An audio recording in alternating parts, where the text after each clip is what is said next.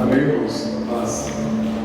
O pastor Carlos pediu para eu dar um testemunho rápido aqui de uma conversa que nós tivemos na sexta-feira passada. É engraçado como o Espírito é um só, né? Porque já desde a semana passada vinha sendo ministrado ao meu coração para falarmos de relacionamento.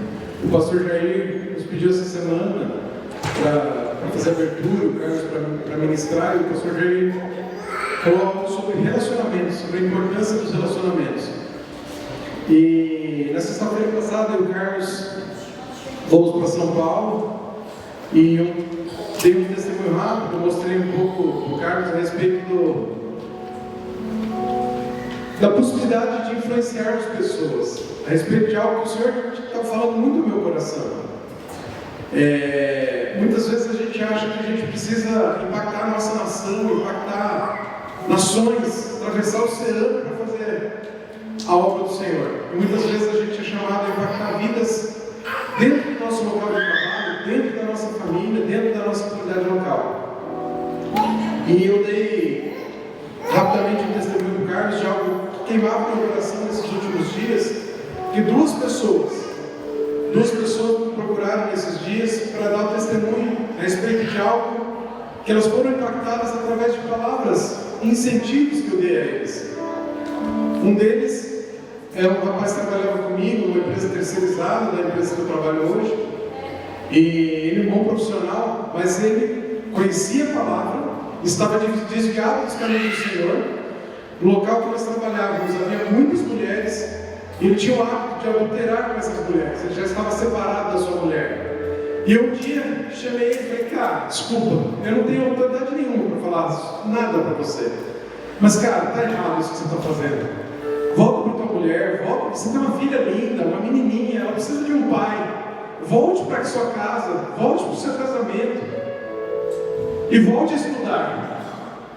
E de alguma forma eu impactei a vida daquele menino.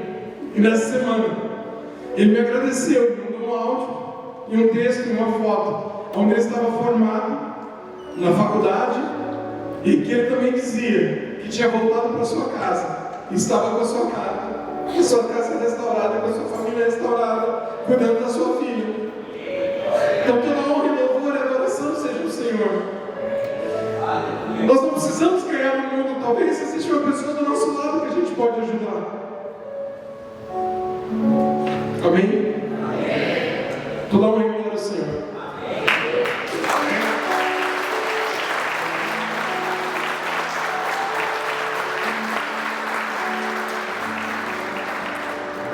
Amém. Eu passei meu gerente agora, faz mais ou menos um mês que a gente está trabalhando junto, né? Me chamou para trabalhar, e ele foi meu gerente no passado, hoje ele é meu gerente novamente. Então, para aqueles que foram encontros de casal, se espirrar. Saúde. Amém? É interessante, eu quero tentar de alguma forma linkar aquilo que o Senhor tem ministrado no meu coração esses dias com aquilo que o Cássio trouxe e o testemunho dele, porque nós precisamos ser relevantes na zona de influência que o Senhor nos colocou. E muitas vezes a gente olha pessoas que têm uma zona de influência tão ampla, como, por exemplo, tantos pregadores, tantas pessoas importantes que são extremamente importantes e que o Senhor colocou para exercer o papel importante onde eles estão. Mas aquela é a zona de influência deles. Mas não é a nossa. E de repente a gente olha para eles e tantas coisas que eles fazem, e por nós não sermos parecidos com eles, nós desanimamos aonde Deus nos colocou para sermos relevantes. Então talvez a sua zona de influência é o seu trabalho, é a Défila, é a Défilo. Ou talvez a nossa zona de influência é a nossa casa, as Suzanas do Senhor, para formar John Wesley e Charles Wesley. Talvez a sua zona de influência é o seu trabalho, ou é até mesmo aquele relacionamento que você não se dá muito bem com ele. Eu amei minha sogra, mas a gente tem problema com a sogra, né? E talvez é ali, nesses relacionamentos, que talvez não são tão bons, ali é a sua zona de influência. E ali, onde o Senhor espera que você seja um filho de Deus. Filho de Deus. Nós somos filhos de Deus. E eu quero bater bastante nisso. Né? E eu quero trazer algumas definições acerca disso, porque se é uma realidade, nós somos filhos de Deus, amém? Porque às vezes a gente, quando escuta ser filho de Deus, se tornou algo tão normal, e a gente precisa tomar um pouco de cuidado, porque às vezes as coisas que são normais, né, que se tornam normais, podem com o tempo perder o valor. E existe um grande valor nessa declaração: nós somos filhos de Deus, nascidos de Deus. E quando nós dizemos nós somos filhos de Deus, o nosso coração precisa se alegrar. Nós não podemos permitir que essa declaração entre numa normalidade na nossa vida e perca o seu valor. Então, na sua zona de influência, seja um filho de Deus.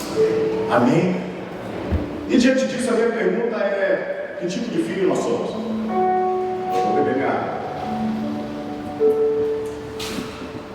Se eu sou um filho de Deus, amém? E se você é um filho de Deus, a minha pergunta é: que tipo de filho nós somos?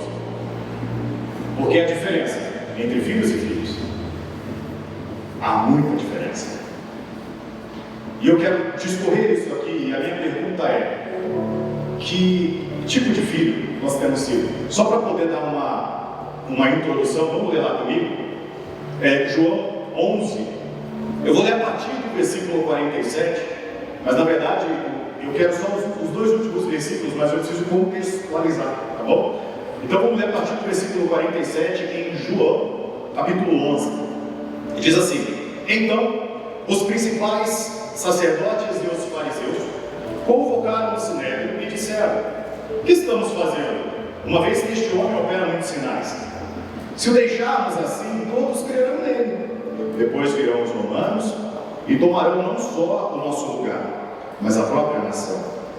Caifás, porém, um dentre eles, sumo sacerdote naquele ano, advertiu-os, dizendo: vós nada sabeis, nem considerais que vos convém que morra um só homem pelo povo, e que não venha a perecer toda a nação. Ora, ele não disse isso de si mesmo, mas, sendo sumo sacerdote naquele ano, profetizou que Jesus estava para morrer pela nação. Agora eu quero, eu passei para você entender o que eu quero, onde estava e qual era o contexto, o que é importante e relevante para nós, para a mensagem. E não somente pela nação, mas também para reunir em um só corpo os filhos de Deus. Os filhos de Deus, diga comigo: filhos de Deus. Quando Jesus morre para tornar possível colocar sobre a terra um corpo, que nós conhecemos como Igreja Universal, formada pelas igrejas locais, mas é um corpo. Mas esse um corpo é formado por filhos de Deus. É por mim e por você. E dentro desse cenário a gente ouve muito falar a respeito da importância de um membro para o corpo, né? Da individualidade para a pluralidade, mas eu quero trabalhar o contrário. Eu quero trazer algumas coisas nessa noite para a gente pensar, e uma delas é a importância do corpo para o indivíduo. Às vezes a gente trabalha dentro dos nossos relacionamentos, isso é muito importante. Nós olhamos, nós temos afinidades, né? E às vezes a gente fala assim: olha para o irmão que está do seu lado e diz assim: você é uma bênção na minha vida. E normalmente a gente olha para aqueles que têm relevância na nossa própria vida. Isso é legal, isso é bacana. Nós temos afinidades, mas não é apenas aquele que você tem uma certa afinidade que é relevante para você. Todo o corpo o é.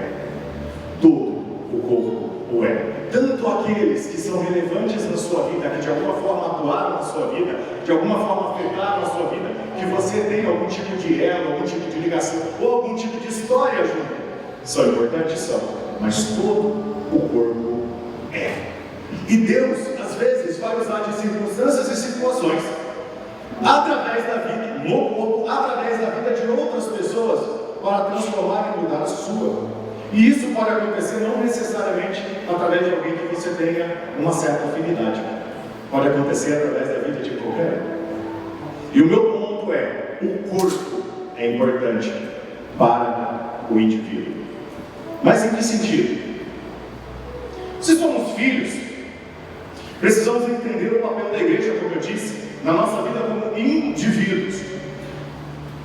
A importância do coletivo para o indivíduo. Podemos dizer que o indivíduo é importante para o grupo? Sim. Ou tudo. Eu vou, como disse, trabalhar o contrário e mostrar como o coletivo é necessário para cada um de nós, dentro daquilo que Deus espera fazer individualmente conosco.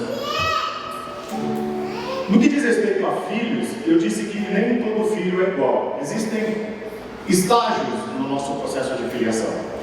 Então, quando eu digo que nem todo filho é igual, eu não estou falando a respeito de amor.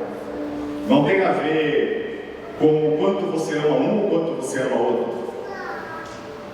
O amor de Deus para comigo e para com você é independente da minha performance.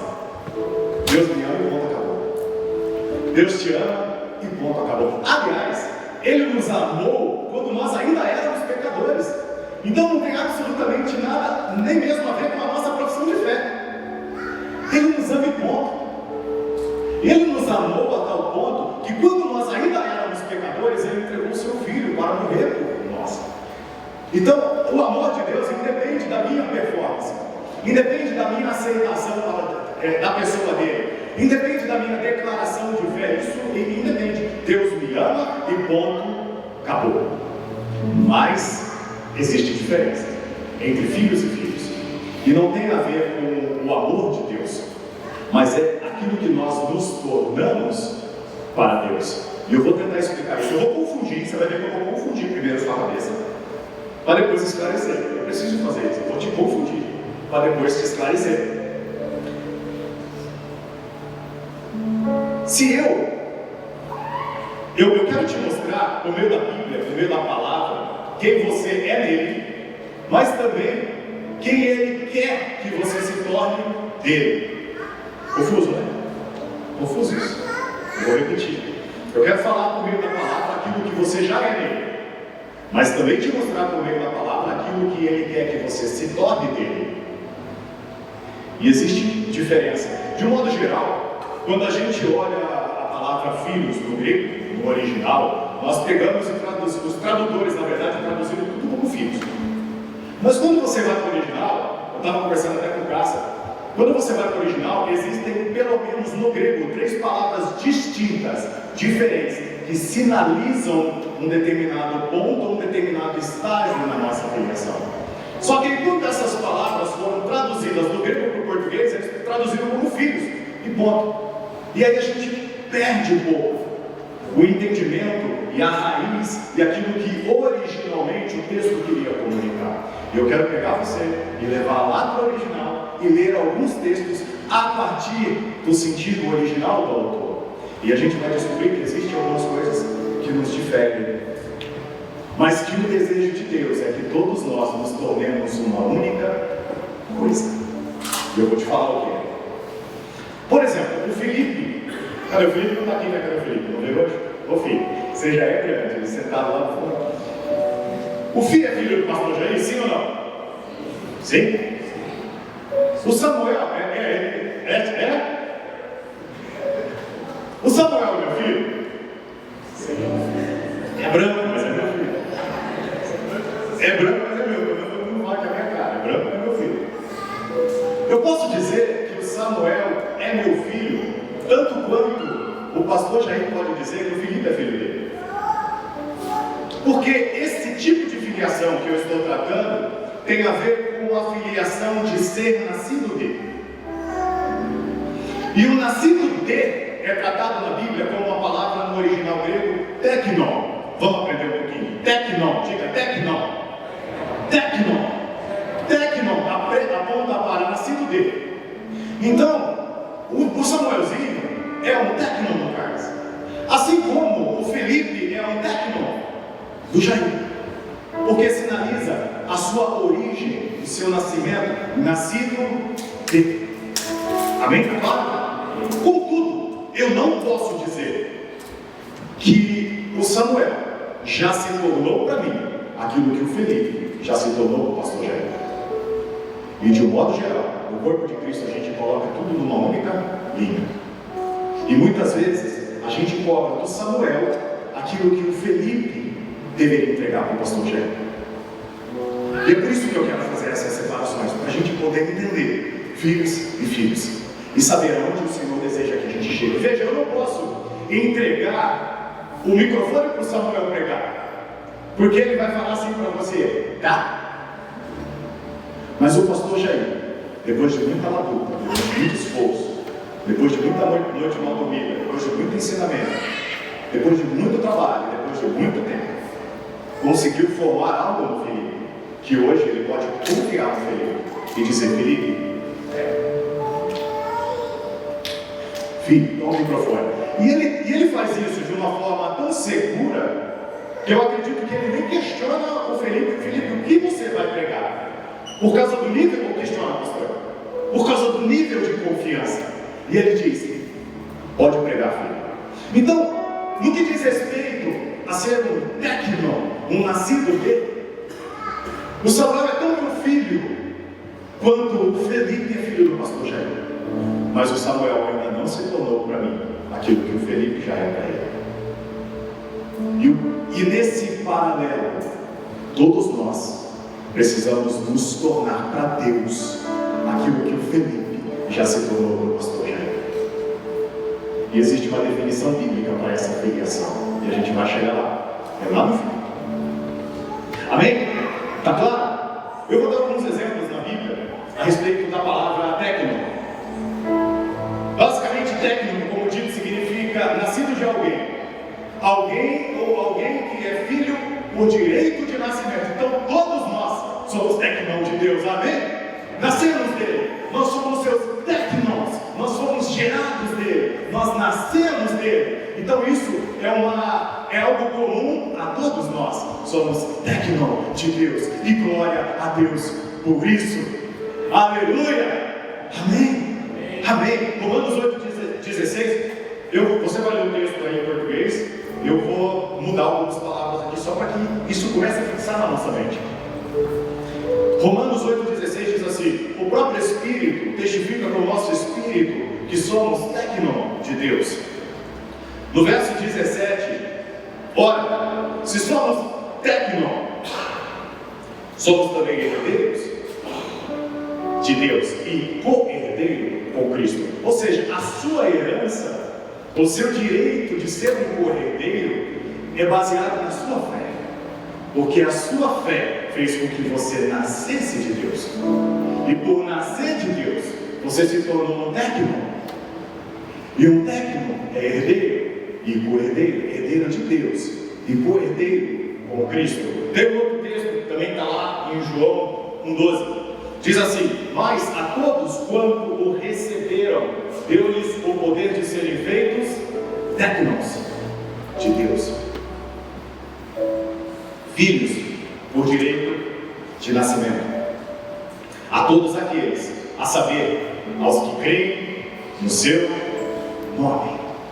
Então isso tem a ver com o nosso direito de nascimento, ou a realidade que nós nascemos de Deus, é baseada na nossa fé. Nós cremos, e por causa da nossa fé, não é por causa das nossas obras, nem mesmo por causa da nossa performance, é por causa da nossa fé. Nós somos nascidos de Deus. Existem muitos exemplos, eu vou tentar pular algumas coisas aqui para não se tornar muito repetitivo, mas na Bíblia, todas as vezes, está lá, eu vou colocar só para registrar, está lá, não precisa projetar. Mateus 9,2, Lucas 11,13, Lucas 13,34, são vários textos onde a palavra técnico é utilizada, e todas as vezes diz respeito ao estado de filiação, a realidade de que alguém é nascido de alguém. Quando Jesus ele curava alguém, ele dizia assim: tem bom ânimo, filho. Aquela pessoa acabou de nascer em Deus. Tem bom ânimo, filho. A tua fé te salvou. Vai e não peques mais. Então, para todas as vezes que você vê Jesus tratando com alguém que acabou de entrar no reino e se dirigindo a ela, chamando essa pessoa de filho, esse filho é um técnico, é nascido alguém que nasceu dele pela fé. Tem bom ânimo, a tua fé te salvou. Só que aí agora, essa palavra técnico, ou a realidade de sermos técnicos de Deus, ela se divide basicamente em duas esferas diferentes. Isso agora é muito importante, porque muitos de nós estamos vivendo em uma esfera, quando Deus gostaria ou deseja que nós vivêssemos em outra esfera. Todo técnico, ninguém cresce adulto, certo? Ninguém cresce adulto. Todos nós crescemos numa condição de infância e de imaturidade. E está tudo bem. Está beleza, está normal. É isso. Todos nós, quando entramos no reino de Deus, entramos como crianças espirituais, como bebês espirituais. E esse estágio de filiação tem uma definição bíblica para ela. E essa definição bíblica se chama nepios. Nepios, no grego, é relacionado a todo aquele que é um técnico, mas que ainda vive a sua fase de infância e de imaturidade.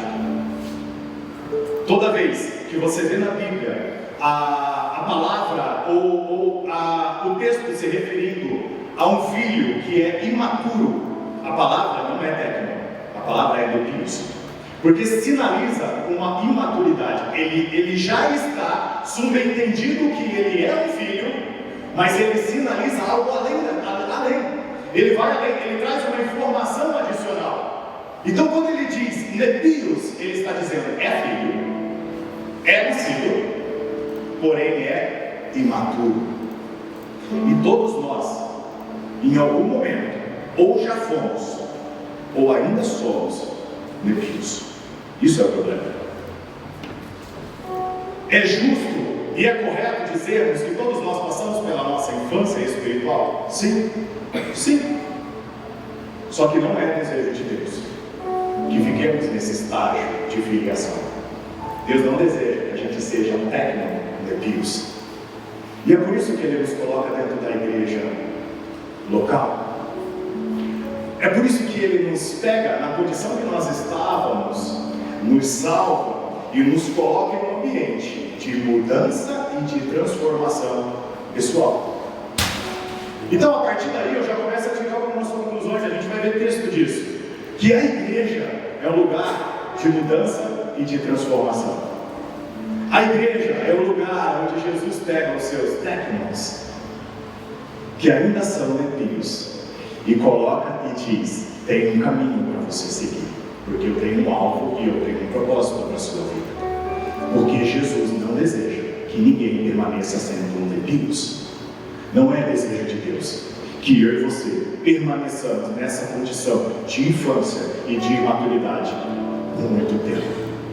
Nos é permitido até durante um tempo. Paulo, ele fala isso. Paulo, quando ele escreve uma das cartas aos Coríntios, ele diz: beleza, tudo bem, lá no início eu tratei com vocês como criança, como se Paulo estivesse dizendo: beleza, vocês eram bebês espirituais, mas agora não. Agora não. Agora eu queria tratar com vocês como alguém que já é maduro.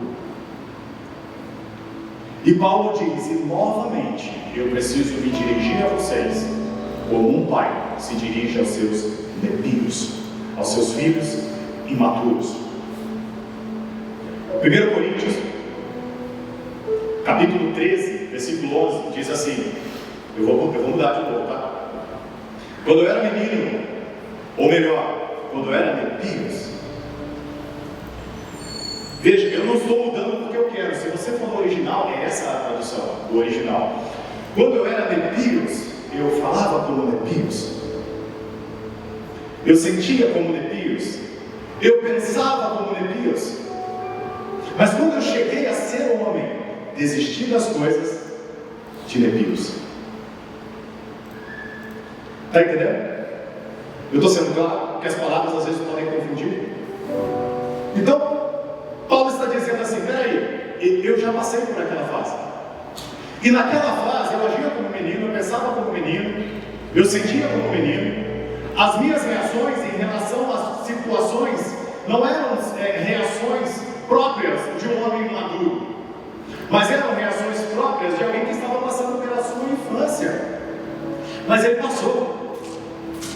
Ele passou. Existem muitos textos que nos chamam a atenção, não é aqui, mas lá em Hebreus, não lembro a referência. Diz assim: a julgar pelo tempo decorrido. Vocês já deveriam ser maduros. Mas não, novamente, é necessário que a gente instrua vocês, como alguém que instrui os seus nepios. Ou seja, nós entramos como criança, como imaturo, sim, mas não nos é permitido permanecer nessa condição durante muito tempo. Nós precisamos avançar. Mateus, capítulo 11, versículo 25. Por aquele tempo, exclamou Jesus: graça te dou, ó Pai, Senhor do céu e da terra, porque ocultastes estas coisas aos sábios instruídos e as revelastes aos nebios. Então, a igreja, nós podemos ser imaturos, mas é aqui que o Senhor revela as coisas aos seus filhos, com o propósito de que exista crescimento. Jesus disse e deixa claro: Senhor, graças eu te dou, porque o Senhor ocultou essas coisas a todos aqueles que se dizem grande, mas o revelou a todos os seus nebios, a todos aqueles que são seus filhos por direito de nascimento. E através dessas revelações, algo está acontecendo e operando no interior deles. Algo está acontecendo e operando no interior deles. Jesus sabia o que estava acontecendo. Quando Jesus tratava com os seus discípulos, ele tratava com os seus nebios. Quando Jesus ele se dirige a Pedro, ele diz assim: Pedro, quando você se converter? Pedro era tão confuso nos propósitos de Cristo, que quando Jesus Cristo disse que ia morrer, ele disse: de modo nenhum o Senhor vai fazer isso contigo mesmo. Guarda-te disso, não faça isso. E o que Jesus fala para ele? Arreda-te de mim, Satanás, porque você não cogita das coisas do meu Pai. Veja, Pedro, ele era um nepios, sim, mas por ser nepios, ele era conduzido ainda por pensamentos. A gente vai ver isso, tem um outro texto que prova, mas ele era conduzido ainda por pensamentos, por ações e por atitudes que diziam respeito a essa terra, e ele não conseguia discernir e entender ainda realidades espirituais, que só aqueles que são maduros em Deus conseguem entender. Então, às vezes a gente se depara com situações ou com pessoas que são nepios, mas elas são técnicas, mas por serem nepios não conseguem discernir coisas espirituais, e o processo de transformação vai ensinar isso para elas, porque lá na frente Jesus diz: quando você se converter, fortalece os seus irmãos. Quando você mudar, Pedrão, de fase, quando você mudar, Pedrão, de estágio na sua filiação, então eu vou poder contar com você, para que você seja uma coluna na minha igreja, mas não na condição que você está agora. Você precisa se converter, você precisa crescer, você precisa avançar. Eu, porém, 1 Coríntios 3:1 diz assim: eu, porém, irmãos, não vos pude falar como a espirituais, e sim como a carnais, como a nepios de Cristo. É interessante porque quando você olha o contexto de 1 Coríntios, você vê que era uma igreja bem complicada. Já pregamos muito a respeito de 1 Coríntios. Era uma igreja que tinha vários problemas, não vou nem relatar, que tu sabe, mas era uma igreja bem complicada. Mas eram técnicos de Deus. E Paulo reconhecia a sua filiação e dizia: agora, por causa do grau de imaturidade de vocês, eu preciso tratar com vocês como nepios. Eu preciso me dirigir a vocês como um pai. Eu gostaria de tratar com vocês como, eu vou fazer um paralelo, eu gostaria de tratar com vocês como Jair trata com Felipe, mas eu não posso. Eu preciso ainda continuar tratando com vocês como Carlos trata com Samuel. Eu queria ter mudado, eu queria ter avançado, eu queria que vocês já tivessem coisas maiores, para que eu pudesse confiar coisas maiores a vocês. Mas novamente, eu tenho que me dirigir a vocês como nepios, como crianças, como pessoas imaturas que não conseguem discernir entre o A e o B. Mas Paulo admite que mesmo nessa condição descrição, eles são nepios, subentendendo-se que eles são filhos de Deus. Filhos, mas nepios. Hebreus 11, ou melhor, Hebreus 5, 13, diz assim: ora, todo aquele que se alimenta de leite é inexperiente na palavra da justiça, porque é nepios. Todo aquele que é inexperiente na palavra, aquele que ainda não tem o conhecimento, a revelação da palavra, ou está iniciando nesse processo de conhecimento da palavra, a Bíblia diz: você é um nepios. E os nepios não conseguem discernir de forma espiritual determinadas coisas. Não dá. Não consegue. Gálatas, eu estou lendo bastante texto para a gente orar. Estou tentando mostrar isso pela Bíblia para vocês. Gálatas 4:1 diz assim: digo, pois, que durante o tempo que o herdeiro é Deus. Sabe, nós somos herdeiros de Cristo, porque nascemos dele. Mas muitas vezes não usufruímos daquilo que Deus tem para fazer em nós e através de nós, porque continuamos como crianças em Cristo. E aí ele diz: se digo, pois, durante o tempo que o herdeiro é nepios, em nada difere do escravo, posto que ele é acima de tudo, mas está sob tutores e curadores, até o tempo pré-determinado pelo Pai.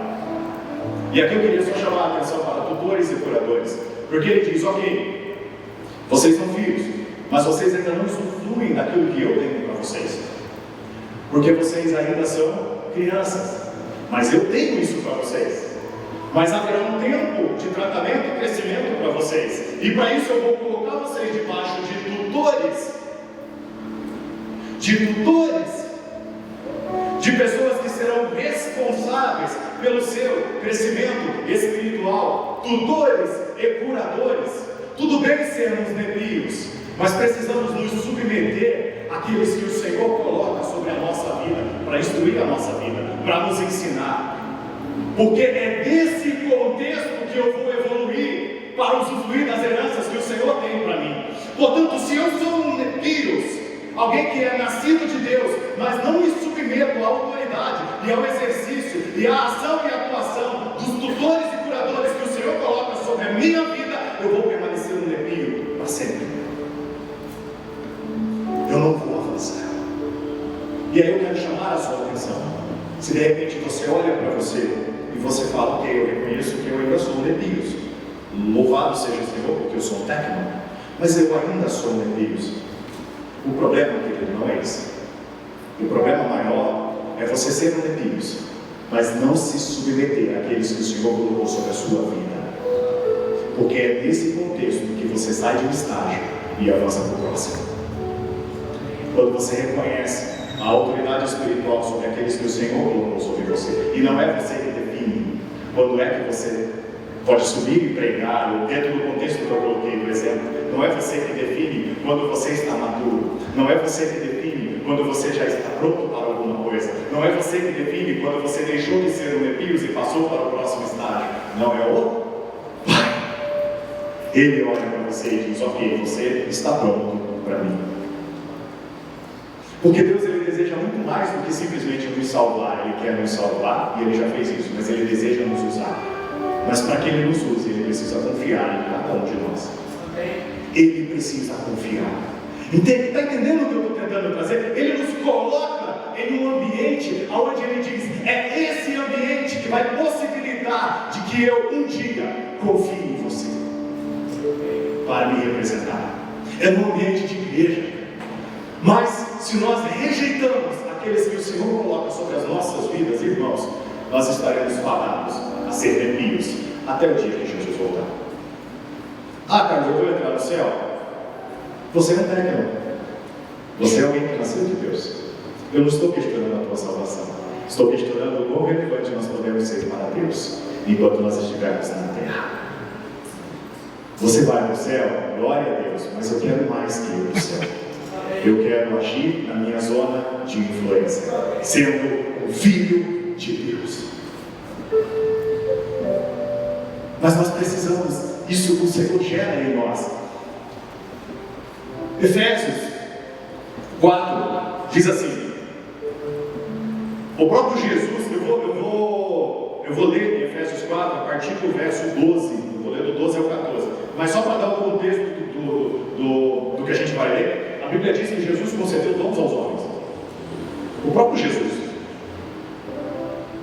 ele concede um para uma coisa, outro para outra, outro para outra. Ali está apóstolos, profetas, evangelistas, pastores e mestres. A Bíblia diz: o Senhor concedeu esses dons para homens dentro do corpo de Cristo.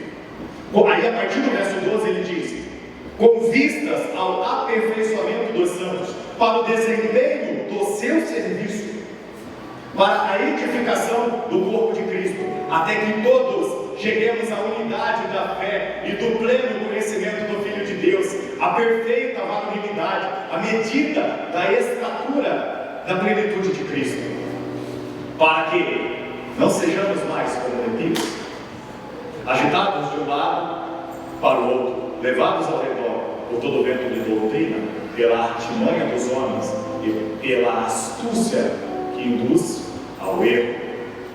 Muitas vezes, pela nossa imaturidade, pela nossa falta de conhecimento, por isso que a Bíblia diz, né? Meu povo perece porque falta de conhecimento. Se ele conhecesse, talvez não conhecesse tanto.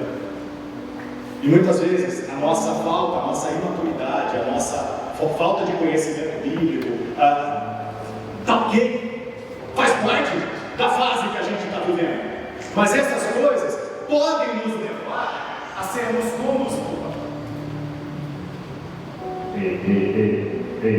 Essas coisas podem nos levar a erros, a sermos levados, como diz o texto, por diretrizes humanas, por erros, por astúcia.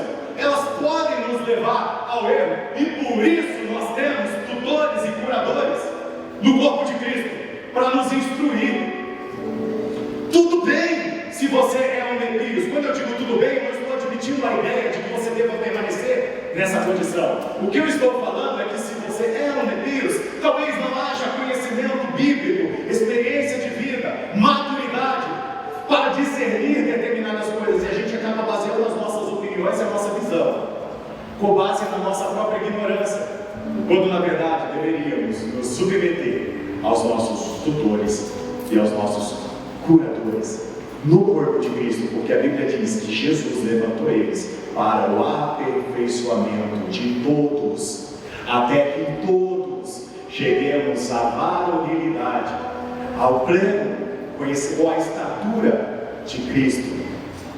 Esse é o propósito de Deus para cada um de nós, e Ele organiza e opera isso através da igreja, do corpo local, na minha vida e na sua.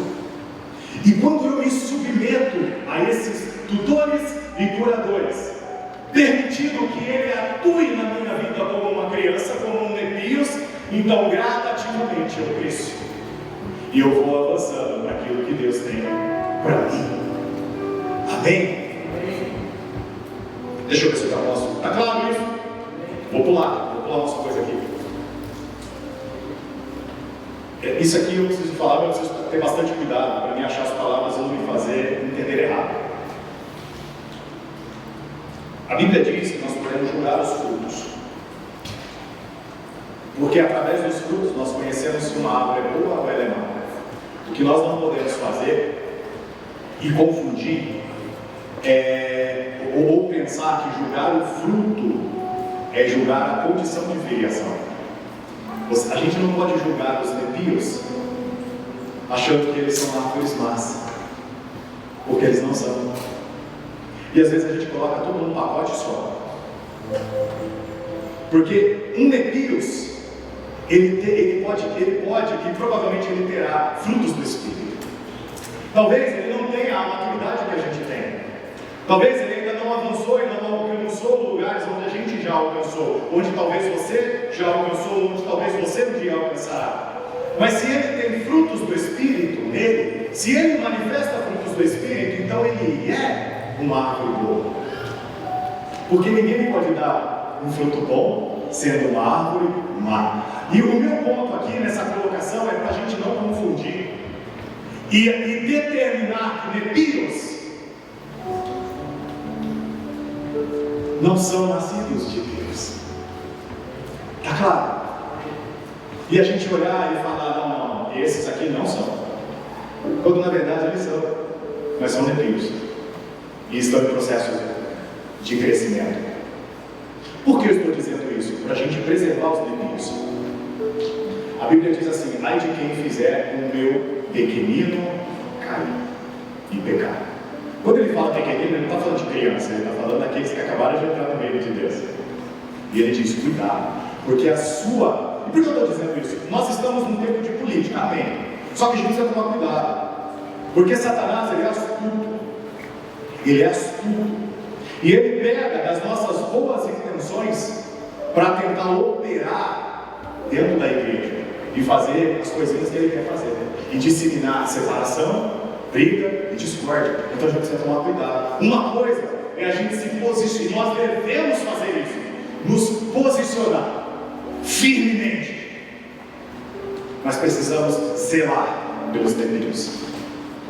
Precisamos tomar, porque Satanás, ele pode fazer as nossas atitudes tirar os nepios do nosso meio. Se nós fizermos isso, nós estamos pecando contra o corpo de Cristo, pecando contra os membros fracos que Jesus disse, porque em Cristo também morreu.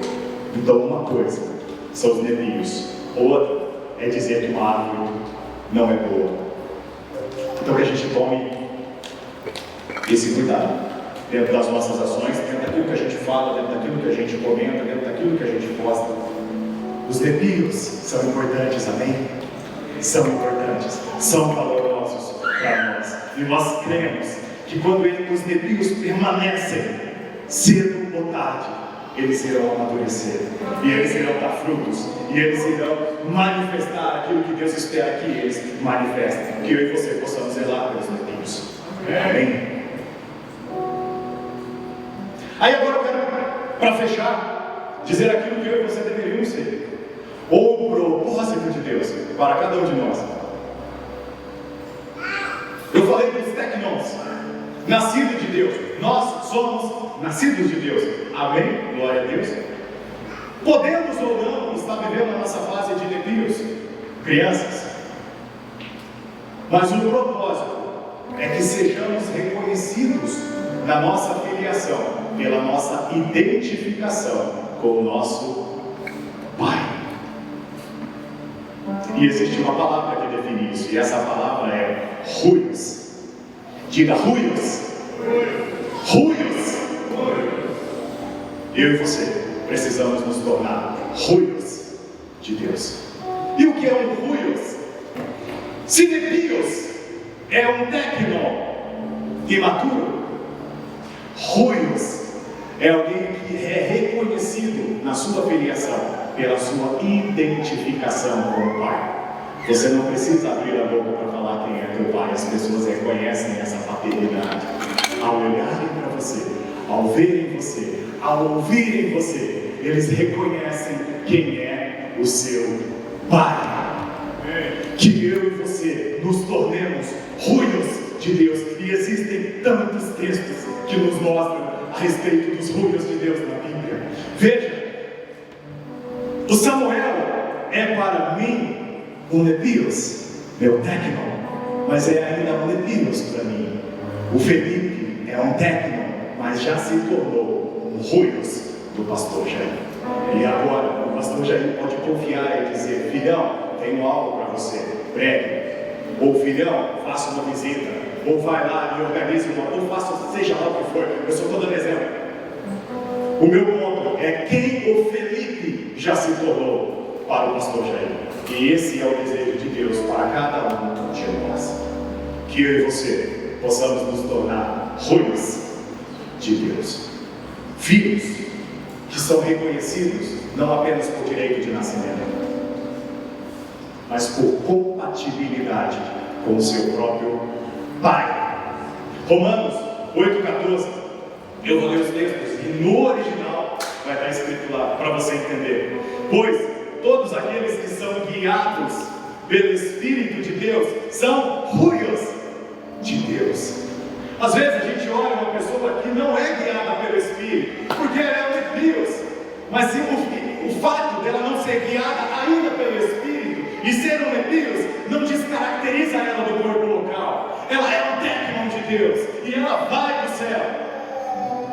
ela ainda não chegou no nível de maturidade onde ela já é guiada pelo Espírito, porque quem é guiado pelo Espírito são os ruios de Deus. Por isso eu quero ser um ruio de Deus.